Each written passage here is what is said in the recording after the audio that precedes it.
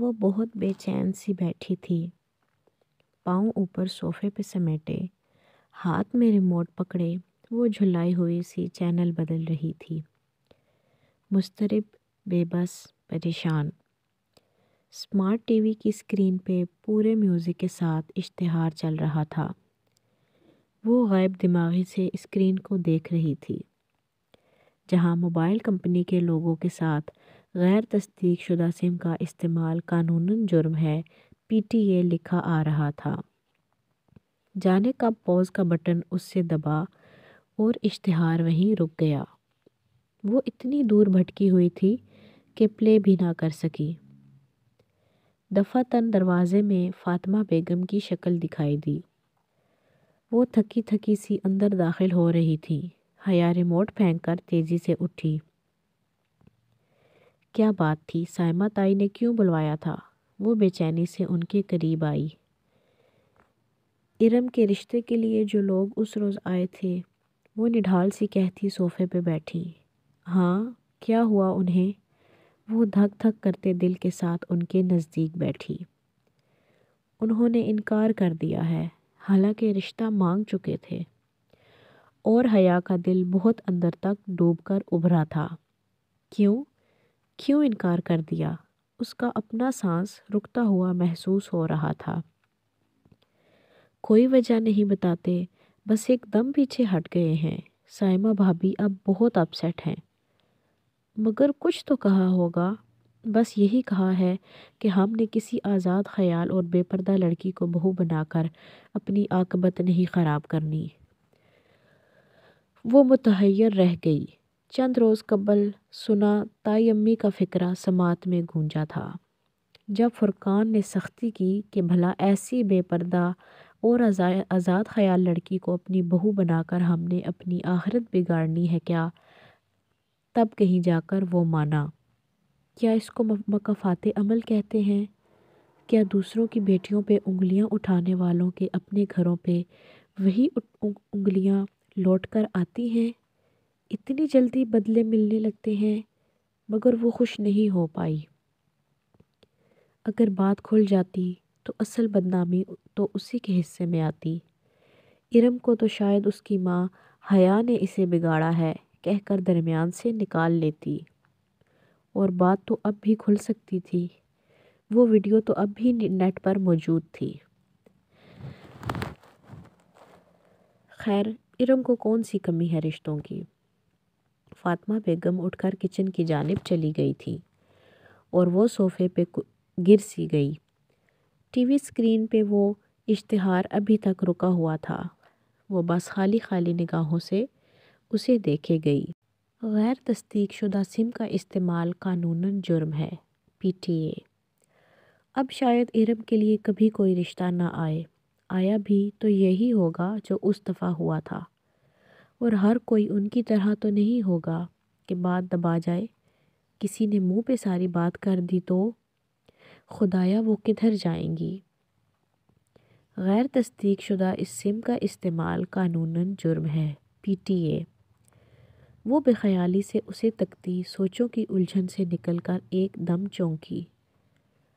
غیر تصدیق شدہ سم کا استعمال قانوناً جرم ہے، PTA۔ بجلی کا ایک کوندہ سا اس کے ذہن میں لپکا تھا۔ اوہ خدایا، یہ خیال اسے پہلے کیوں نہیں آیا؟ وہ ایک جھٹکے سے اٹھی اور باہر کو لپکی۔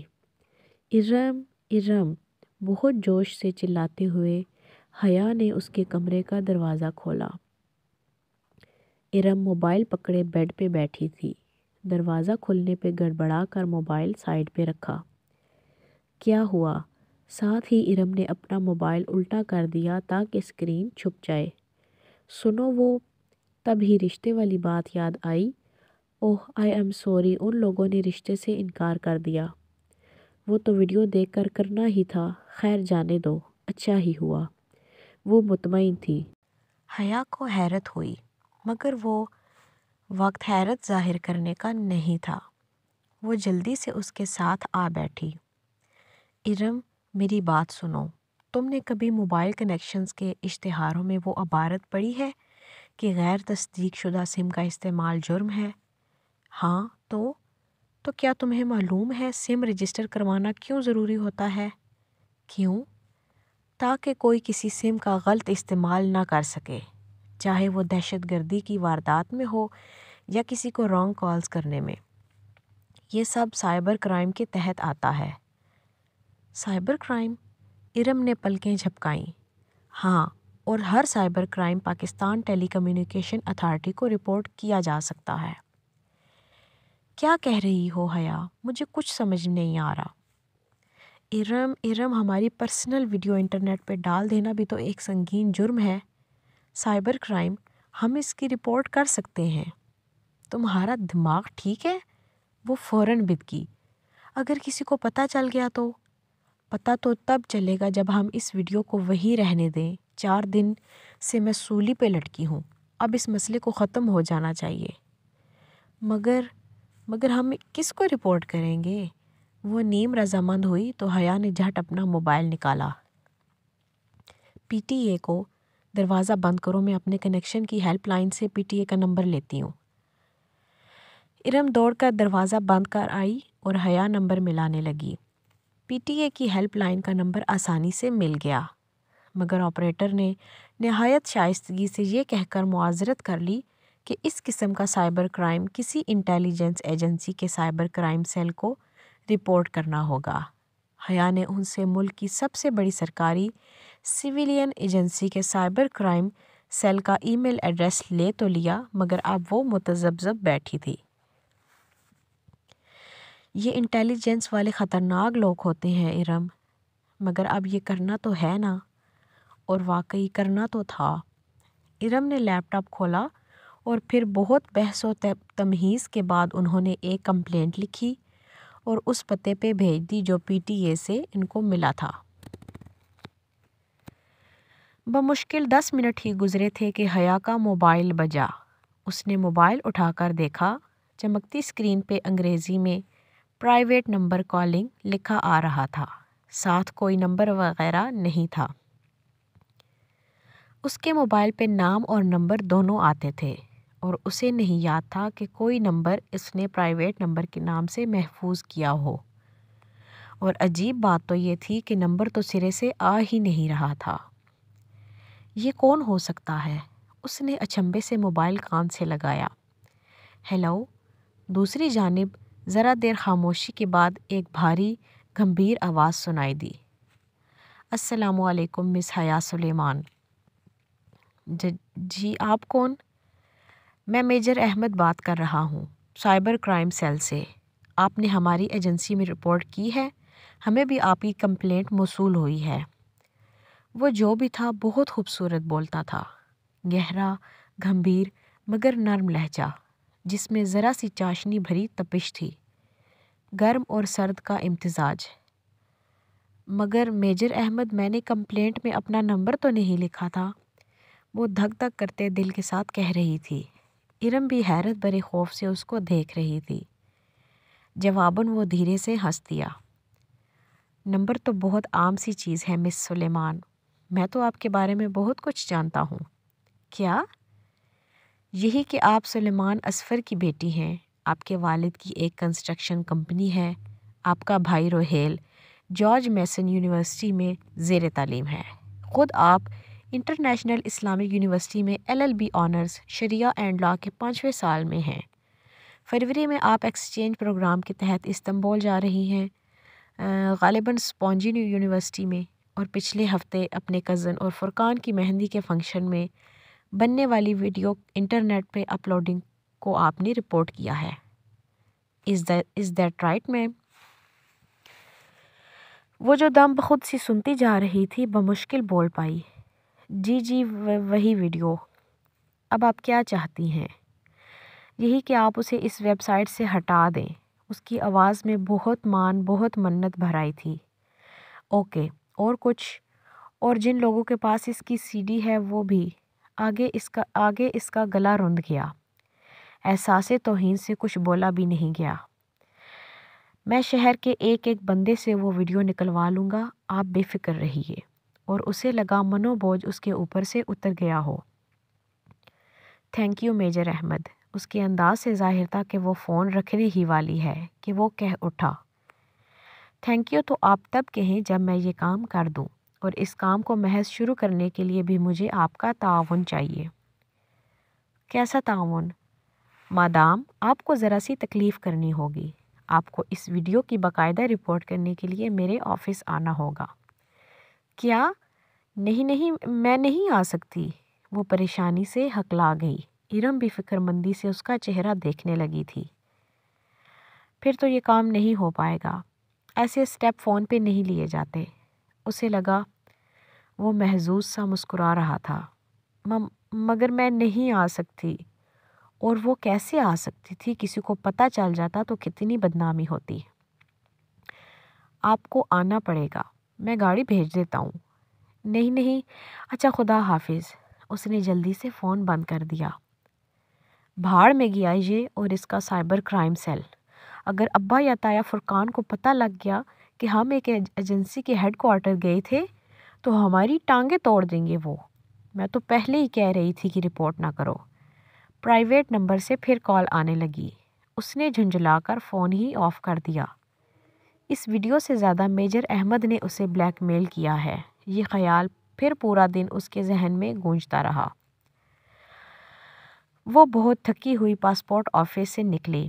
اسلام آباد سے پنڈی کا اتنا لمبا اور رش بھری سڑک پہ تھکا دینے والا سفر کر کے وہ آج پاسپورٹ آفس اپنا پاسپورٹ اٹھانے آئی تھی، مگر یہاں علم ہوا کہ 14 جنوری کو ہی پاسپورٹ مل پائے گا، اور ابھی 14 جنوری میں ہفتہ رہتا تھا۔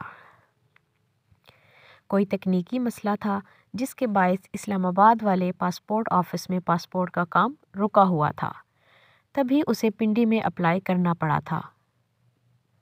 واپسی پہ بھی اتنا ہی رش تھا۔ کچھ شاپنگ کے بعد جب وہ مری روڈ پہ آئی تو مغرب چھا رہی تھی۔ سڑک گاڑیوں سے بھری پڑی تھی اور گاڑیوں کا یہ سیلاب بہت سست روی سے بہہ رہا تھا۔ سگنل پہ اس نے گاڑی روکی اور شیشے کھول دیے۔ اس کا ذہن ابھی تک پاسپورٹ پہ الجھا تھا۔ اگر 14 جنوری کو پاسپورٹ ملے بھی ویزا لگتے لگتے بہت دیر ہو جائے گی۔ ابھی ٹکٹس نہیں آئے تھے، مگر کچھ اندازہ تو تھا کہ فروری کے آغاز میں اسے ترکی جانا ہے، یعنی کم و بیش 15 دن اس کو ویزے کے لیے ملتے، اور ترکی کا ویزا تو کبھی 15 دن میں نہیں لگ پاتا۔ پھر وہ انہی سوچوں میں الجھی تھی، یکا کوئی اس کی کھلی کھڑکی پہ جھکا۔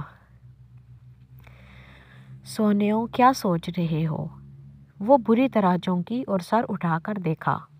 وہ وہی تھا، ڈولی، چم چم کرتے ہرے لباس میں ملبوس، وگ والے بالوں کا جوڑا اور شوخ میک اپ۔ ناگواری کی ایک لہر اس کے چہرے پہ سمٹ آئی۔ اسے بھول گیا کہ کبھی ڈولی نے اس پہ کوئی احسان کیا تھا۔ ہٹو سامنے سے، وہ جھڑک کر بولی تھی۔ وہ کھلی کھڑکی میں کچھ یوں ہاتھ رکھے کھڑا تھا کہ وہ شیشہ اونچا کر ہی نہیں سکتی تھی۔ لو باجی، میں تو سلام دعا کرنے آئی تھی اور آپ تو غصہ ہو رہی ہو۔ اس روز والے سخت تاثرات ڈولی کے چہرے پہ نہیں تھے، بلکہ اس کے میک اپ سے اٹے چہرے پہ سادگی اور معصومیت تھی، کراہیت بری سادگی اور معصومیت۔ ہٹو سامنے سے ورنہ میں پولیس کو بلا لوں گی۔ اسے غصہ آنے لگا تھا اور بے بسی بھی محسوس ہو رہی تھی۔ کچھ بعید نہیں تھا کہ وہ کوئی غلط حرکت کر ڈالے۔ ہائے باجی، ڈولی سے ایسے بات کرتی ہو؟ اور آپ کی تعریفیں کر کر کے ڈولی نے میرا سر کھا لیا تھا۔ اس نے آواز پہ گردن گھما کر دیکھا تو فرنٹ سیٹ کی کھلی کھڑکی پہ ایک اور خواجہ سرا ہاتھ رکھے کھڑا تھا۔ ڈولی کی سیاہ رنگت کی نسبت اس کا رنگ ذرا صاف تھا۔ چہرے پہ البتہ اس نے بھی سوکھے آٹے کی طرح فیس پاؤڈر تھوپ رکھا تھا، مگر شوخ سرخ رنگ کی قمیض کی آستینوں سے چھلکتے بازوؤں پہ شاید وہ کچھ لگانا بھول گیا تھا۔ وہ دونوں ہاتھ کھڑکی کی چوکھٹ پہ دیے جھکا کھڑا تھا۔ یہ کون ہو تم؟ ہٹو میری گاڑی سے۔ اسے ٹھنڈے پسینے آنے لگے تھے۔ وہ تنہا تھی اور ٹریفک بلاک، سامنے کوئی ٹریفک پولیس مین بھی نظر نہیں آ رہا تھا۔ یہ جی میری بہن ہے پنکی، بڑا شوق تھا اسے آپ سے ملنے کا، ایک بڑی ضروری بات کرنی تھی جی ہمیں آپ سے۔ Get last! اس نے بازو بڑھا کر فرنٹ ڈور کا شیشہ اونچا کرنا چاہا مگر پنکی نے اپنا ہاتھ اندر کر دیا۔ ایک دم سے اس کی کلائی سامنے آئی تھی۔ حیا نے دیکھا پنکی کی کلائی پہ ایک گلابی سرخ سا 1 انچ کا کانٹا بنا تھا، جیسے جلا ہو یا شاید برتھ مارک تھا۔ ہٹو، آئی سیڈ گیٹ لاسٹ۔ وہ عالم تیش میں فرنٹ ڈور کا شیشہ اوپر کرنے لگی تھی مگر پنکی نے اس پہ ہاتھ رکھ دیے تھے۔ شیشہ اوپر نہیں ہو پا رہا تھا۔ باجی ایسے تو نہ کرو پنکی نال، اس کا ہاتھ زخمی ہو جائے گا جی، ڈولی نے پیچھے سے کہتے ہوئے ہاتھ بڑھا کر اس کے کندھے پہ رکھا تو وہ تیورا کر گھومی اور زور سے ڈولی کو دھکا دیا۔ وہ اس حملے کے لیے تیار نہ تھا، سو لڑکھڑا کر 2 قدم پیچھے ہٹا۔ اسے چند سیکنڈ مل گئے اور اس نے جلدی جلدی اپنی طرف کا شیشہ چڑھا دیا۔ اب تم بھی ہٹو ادھر سے ورنہ میں لوگوں کو اکٹھا کر لوں گی۔ وہ بازو بڑھا کر پنکی کے طرف والا شیشہ بند کرنے لگی مگر وہ اڑ ہی گیا تھا۔ باجی جی، میں تو تہانوں ڈولی کے دل کی بات بتانے آئی تھی اور تساں اس طرح کر رہے ہو۔ یہ جو ڈولی ہے نا، یہ بڑا پسند کرتی ہے آپ کو مگر اقرار نہیں کرتی۔ پنکی مصنوعی انداز میں بن بن کر بول رہا تھا۔ پیچھے ڈولی بند شیشہ بجانے لگا تھا۔ Shut up and get lost. وہ پوری قوت سے شیشہ اوپر چڑھانے لگی۔ پنکی کی انگلیاں جو شیشے کے کنارے سے ٹکی تھی ساتھ ساتھ اوپر اٹھنے لگی۔ باجی جی گل تو سنو۔ ڈولی گھوم کر پنکی کے ساتھ آ کھڑا ہوا تھا۔ اسی اثنا میں اشارہ کھل گیا، گاڑیاں آگے بڑھنے لگیں۔ حیا کی گاڑی رکی تھی، عقب میں گاڑیوں کے ہارن بجنے لگے مگر دور کھڑا پولیس مین خاموشی سے تماشا دیکھتا رہا، مدد کے لیے آگے نہ بڑھا۔ ڈولی نے پنکی کے کندھے پہ ہاتھ مار کر چلنے کا اشارہ کیا۔ پنکی نے لمحے بھر کو گردن موڑ کر ڈولی کو دیکھا تو اس کی گرفت شیشے پہ ذرا ڈھیلی ہوئی۔ حیا نے عالم تیش میں فوراً شیشہ اوپر چڑھایا۔ پنکی نے چونک کر دیکھا، پھر انگلیاں کھینچنی چاہییں مگر وہ مستقل مزاجی سے شیشہ اوپر کس رہی تھی۔ پنکی کی انگلیاں پھنس کر رہ گئی تھیں۔ او چھڈو باجی جی، پنکی جھنجھلا کر ہاتھ کھینچ رہا تھا مگر انگلیاں نکل کر نہیں دے رہی تھیں۔ ڈولی نے غصے سے شیشہ بجایا مگر حیا تنفر سے ان دونوں کو دیکھتے ہوئے بازو لمبا کیے شیشہ آخری حد تک لے گئی۔ عقب میں گاڑیوں کی قطار ہارن پہ ہارن دے رہی تھی، کچھ گاڑیاں ساتھ سے نکلنے لگی تھیں۔ دفعتاً پنکی کے دائیں ہاتھ کی انگلی سے خون کی بوند ٹپک کر شیشے پہ لڑکی تو اسے جیسے ہوش آیا۔ ایک جھٹکے سے اس نے لیور نیچے کیا، شیشہ 1 انچ نیچے گرا۔ پنکی نے غصے سے اسے گھورتے ہوئے ہاتھ باہر کھینچے۔ گاڑی آگے بھگانے سے قبل اس نے بہت غور سے پنکی کے ہاتھوں کو دیکھا تھا۔ دائیں ہاتھ جس کی کلائی پر کانٹے کا جلا ہوا نشان تھا کی شہادت کی انگلی سے خون نکلا تھا اور باقی دونوں ہاتھوں کی انگلیوں کے اوپر پوروں کی قدرتی لکیر پہ موٹی سی بھوری لکیر بن گئی تھی۔ یقیناً اس کے ہاتھ زخمی ہوئے تھے مگر اسے پرواہ نہیں تھی۔ وہ زن سے گاڑی آگے لے گئی۔ پھر اس نے بیک ویو مرر میں دیکھا، وہ دونوں خواجہ سرا بار بار مڑ مڑ کر اسے غصے سے دیکھتے سڑک پار کر رہے تھے۔ ڈولی نے پنکی کا زخمی ہاتھ تھام رکھا تھا اور غصے سے پلٹ کر حیا کی دور جاتی گاڑی کو دیکھتے ہوئے کچھ کہہ رہا تھا۔ اس نے سر جھٹک کر ایکسیلیٹر پہ زور بڑھا دیا۔ کم از کم اسے اتنی امید ضرور تھی کہ اب وہ ڈولی اس کا پیچھا کرنے کی ہمت نہیں کرے گا۔ بہت جلد وہ غلط ثابت ہونے والی تھی۔ حیا جیسے ہی وہ گھر میں داخل ہوئی، لاؤنج میں بیٹھے سلیمان صاحب تیزی سے اس کی طرف بڑھے۔ ان کے چہرے پہ غیظ و غضب چھایا تھا۔ وہ ڈر کر پیچھے ہٹی، تب ہی پیچھے کہیں فون کی گھنٹی بجی۔ یہ ویڈیو تمہاری ہے؟ تم مجرے کرتی ہو؟ روہیل جو صوفے پہ بیٹھا تھا ایک دم اٹھا اور بہت سی سیڈیز اس کی طرف اچھالیں۔ وہاں سب موجود تھے، تایا فرقان اور بھائی روہیل سب، اور ایک طرف ارم زمین پہ بیٹھی رو رہی تھی۔ دور کہیں فون کی گھنٹی مسلسل بج رہی تھی۔ نہیں، وہ سر ہلاتے ہوئے خوف سے ان کو کہنا چاہتی تھی اس کا منہ تو ہلتا تھا لیکن آواز نہیں نکل رہی تھی۔ وہ سب اس کا خون لینے پہ تلے تھے۔ دفعتاً سلیمان صاحب آگے بڑھے اور ایک زوردار تھپڑ اس کے چہرے پہ دے مارا۔ بے حیا! اسے تھپڑوں سے مارتے ہوئے سلیمان صاحب کہہ رہے تھے۔ ان کے لب ہل رہے تھے مگر ان سے آواز ڈولی کی نکل رہی تھی۔ وہ سلیمان صاحب نہیں، ڈولی بول رہی تھی۔ ڈولی، ڈولی، پنکی، بے حیا! پنکی کی انگلیاں فون کی گھنٹی۔ وہ ایک جھٹکے سے اٹھ بیٹھی۔ کمرے میں اندھیرا تھا۔ اس نے ہاتھ بڑھا کر ٹیبل لیمپ آن کیا۔ زرد سی روشنی ہر سو پھیل گئی۔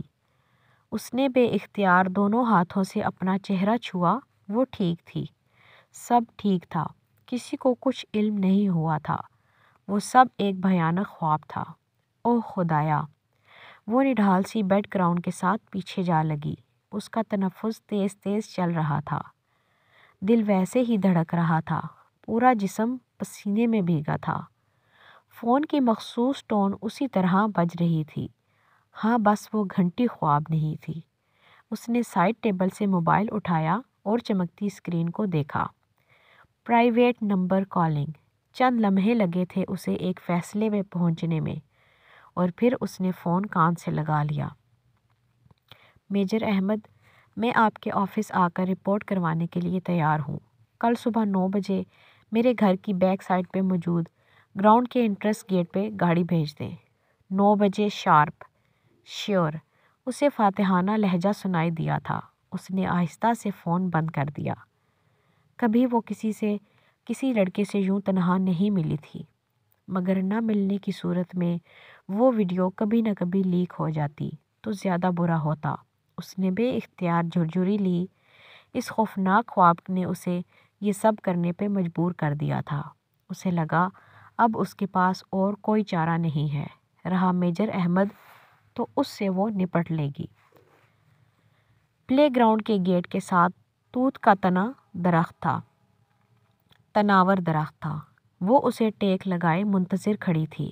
سرخ لمبی اے لائن قمیص اور نیچے چوڑی دار پاجامہ، اوپر سٹائلش سا سرخ سویٹر جس کی لمبی آستین ہتھیلیوں کو ڈھانپ کر انگلیوں تک آتی تھی، اور کندھوں پہ براؤن چھوٹی سی اسٹول نما شال۔ لمبے بال پیچھے کمر پہ گر رہے تھے۔ سردی اور دھند میں وہ مضطرب سی کھڑی، سرخ پڑتی ناک لیے دونوں ہاتھ آپس میں رگڑ رہی تھی۔ ارم یا زارا اس نے کسی کو نہیں بتایا تھا۔ یہ خطرہ اس کو اکیلے مول لینا تھا۔ دفعتاً اس نے بے چینی سے کلائی سے سویٹر کی آستین پیچھے ہٹائی اور گھڑی دیکھی۔ 9 بجنے میں 1 منٹ تھا۔ اسی پل زن سے ایک کار اس کے سامنے رکی۔ سیاہ پرانی مرسیڈیز اور کسی بت کی طرح سامنے سیدھا دیکھتا ڈرائیور۔ وہ خاموشی سے سر جھکائے آگے بڑھی اور پچھلا دروازہ کھول کر اندر بیٹھ گئی۔ اس کے دروازہ بند کرتے ہی ڈرائیور نے گاڑی آگے بھگا دی۔ تقریباً 1.5 گھنٹے بعد وہ سیف ہاؤس پہنچی۔ سفید دیواروں والا خالی کمرہ، درمیان میں لکڑی کی میز اور کرسی جس پہ اسے بٹھایا گیا۔ میز پہ فقط ایک ٹیلی فون رکھا تھا، باقی پورا کمرہ خالی تھا۔ وہ مضطرب سی گردن ادھر ادھر گھما کر دیکھنے لگی۔ 3 طرف سفید دیواریں تھیں۔ ان میں سے ایک دیوار میں وہ دروازہ تھا جہاں سے وہ آئی تھی، البتہ چوتھی سمت اس کے بالمقابل دیوار شیشے کی بنی تھی۔ دراصل وہ شیشے کی اسکرین تھی جو زمین سے لے کر چھت تک پھیلی تھی۔ شاید وہ چھوٹا خالی کمرہ کسی بڑے کمرے کا حصہ تھا جس میں شیشے کی اسکرین لگا کر پارٹیشن کر دیا گیا تھا۔ اس نے ذرا غور سے اسکرین کو دیکھا۔ اس کا شیشہ مکمل طور پر دھندلا کر دیا گیا تھا، جیسے مشین پھیر کر فروسٹڈ کیا جاتا ہے۔ اس دھندلے شیشے کے اس پار ایک دھندلا سا منظر تھا۔ ہر شے اتنی مبہم اور دھندلی تھی کہ وہ بمشکل ایک خاکہ بنا پا رہی تھی۔ یقیناً وہ شیشہ کمرے کو 2 حصوں میں تقسیم کرنے کے لیے درمیان میں لگایا گیا تھا، اور اس کے پار کمرے کا باقی حصہ تھا۔ بس ایک دھندلا سا خاکہ سمجھ میں آتا تھا۔ شیشے کے اس پار کوئی بڑا پرتعیش سا آفس تھا، اور آفس ٹیبل کے پیچھے ریوالونگ چیئر پہ کوئی بیٹھا تھا۔ اس کا رخ حیا کی جانب ہی تھا۔ اس کا چہرہ واضح نہ تھا، بس ایک دھندلی سی آؤٹ لائن ہی بنتی تھی۔ خاکی یونیفارم، سر پہ کیپ ٹیک لگا کر کرسی پہ بیٹھا، میز پہ رکھی کوئی چیز انگلیوں میں گھماتا۔ وہ کس طرف دیکھ رہا تھا وہ فیصلہ نہ کر پائی۔ اس کا رخ تو سامنے حیا کی جانب ہی تھا، شاید دیکھ بھی اسی کو رہا تھا، مگر اس کی آنکھیں واضح نہ تھیں۔ واضح تھی تو بس ایک چیز، اس آفیسر کے گندمی چہرے کے دائیں طرف والے آدھے حصے پہ ایک بدنما سی کالک جیسے آدھا چہرہ جھلس گیا ہو۔ دفعتاً وہ شخص آگے کو جھکا اور میز سے کچھ اٹھا کر کان سے لگایا، غالباً فون کا ریسیور۔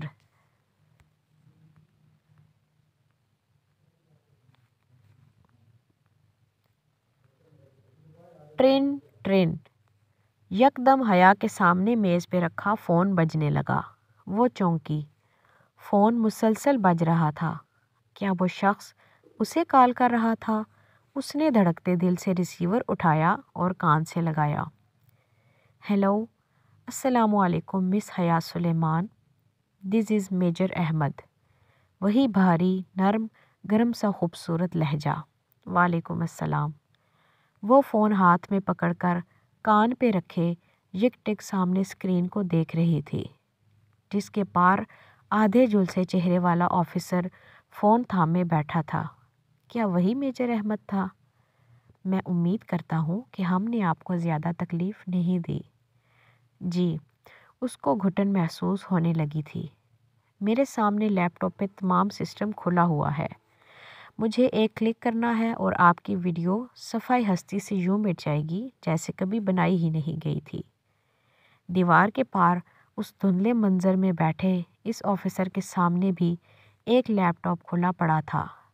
تو وہ میجر احمد تھا، مگر سامنے کیوں نہیں آتا تھا؟ اور شہر کے ایک ایک بندے سے میں یہ ویڈیو نکلوا چکا ہوں۔ بولیے حیا، میں کلک کر دوں؟ اور وہ رپورٹ؟ سمجھے وہ درج ہو گئی۔ اسے لگا وہ مسکرایا تھا۔ مگر آپ نے کہا تھا کہ مجھے رپورٹ کے لیے۔ غلط کہا تھا، ایکسکیوز بنایا تھا۔ بعض اوقات بہانے بنانے پڑتے ہیں، تب جب مزید صبر نہیں ہوتا، سمجھی؟ فون کو جکڑا اس کا ہاتھ پسینے میں بھیگ چکا تھا۔ یہ شخص اتنی عجیب باتیں کیوں کر رہا تھا؟ آپ کلک کر دیں، بمشکل وہ کہہ پائی۔ وہ شخص جھکا، شاید بٹن دبانے، اور پھر واپس پیچھے ہو کر بیٹھا۔ کر دیا۔ اوہ تھینک یو میجر احمد۔ اس کا گلا رندنے لگا تھا۔ ایک بات پوچھوں؟ جی۔ کیا یہ ویڈیو جعلی تھی؟ نہیں تھی تو اصلی؟ تو آپ اتنی ڈر کیوں رہی تھی؟ ظاہر ہے یہ ہماری فیملی ویڈیو تھی، اور شادیوں پہ ڈانسز کی ویڈیو ہم نہیں بنواتے۔ کیوں؟ وہ پے در پہ سوالات کر رہا تھا۔ کیا مطلب کیوں؟ شادیوں کی ویڈیو سرکولیٹ ہوتی ہیں ہر جگہ، کیا اچھا لگتا ہے ہمارے ڈانس کی ویڈیو پرائے لوگ دیکھیں؟ مگر پرائے لوگ تو لائیو بھی دیکھ سکتے ہیں۔ غالباً اس ویڈیو میں مجھے ویٹرز، مووی میکرز اور ڈی جے نظر آ رہے تھے، وہ بھی تو پرائے مرد تھے۔ میں سمجھ نہیں پایا کہ اگر آپ اس طرح رقص کرنے کو صحیح سمجھتی ہیں تو ویڈیو کے باہر نکلنے پہ پریشان کیوں تھیں؟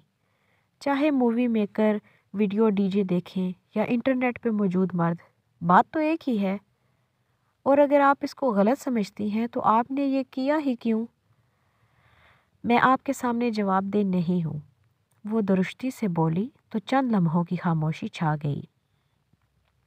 ٹھیک کہا آپ نے۔ خیر، اس نے ایک گہری سانس لی۔ ایک بات پوچھوں؟ پوچھئے۔ اب اس کی آواز میں اجنبیت در آئی تھی۔ کبھی کوئی آپ کے لیے جنت کے پتے توڑ کر لایا ہے؟ ہم دنیا والوں نے جنتیں کہاں دیکھی ہیں میجر احمد؟ اس کے چہرے پہ تلخی رقم تھی۔ تبھی تو ہم دنیا والے جانتے ہی نہیں کہ جنت کے پتے کیسے دکھتے ہیں۔ کبھی کوئی آپ کو لا کر دے تو انہیں تھام لیجئے گا، وہ آپ کو رسوا نہیں ہونے دیں گے۔ اس کے چہرے کی تلخی سکوت میں ڈھلتی گئی۔ وہ ٹھہر سی گئی۔ دھندلی دیوار ابھی تک اس کے سامنے تھی۔ کون تھا اس پار؟ آپ سن رہی ہیں؟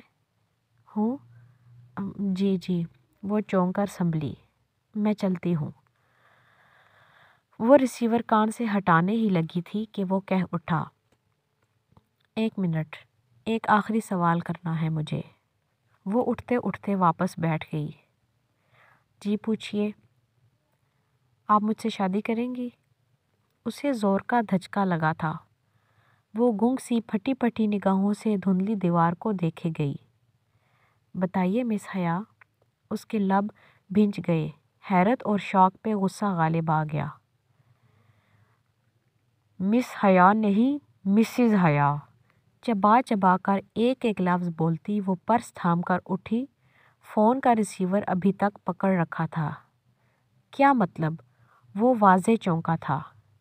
افسوس کہ میرے بارے میں اتنی معلومات رکھنے کے باوجود آپ میرے بچپن کے نکاح کے بارے میں لا علم ہیں۔ وہ نکاح جو میرے کزن جہان سکندر سے میرا بچپن میں ہی پڑھا دیا گیا تھا۔ میں شادی شدہ ہوں اور میرا شوہر ترکی میں رہتا ہے۔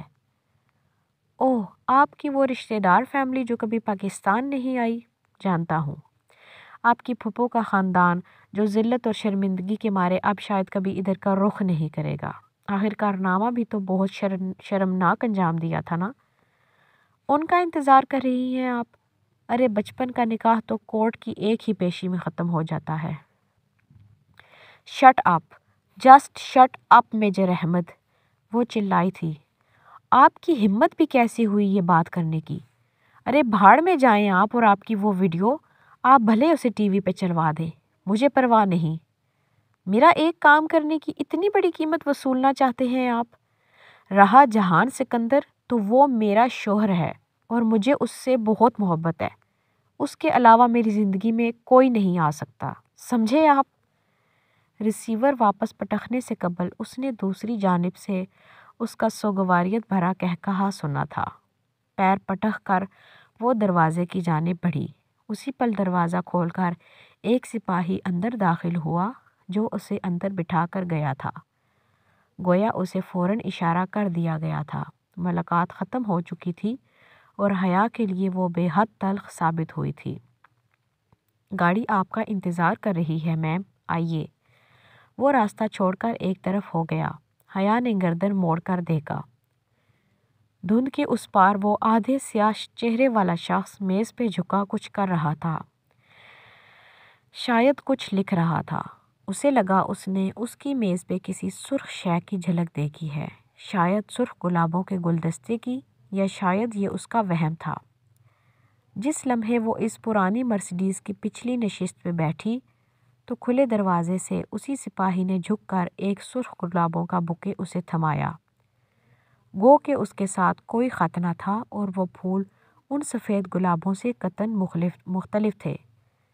پھر بھی اسے یقین ہو گیا کہ وہ گمنام خطوط بھیجنے والا میجر احمد ہی تھا اور وہ اسے بہت پہلے سے جانتا تھا۔ یہ جا کر اپنے میجر احمد کے منہ پہ دے مارو۔ اس نے بکے واپس سپاہی کے بازوؤں میں پھینکا اور دروازہ کھٹاک سے بند کیا۔ مرسیڈیز زن سے آگے بڑھ گئی۔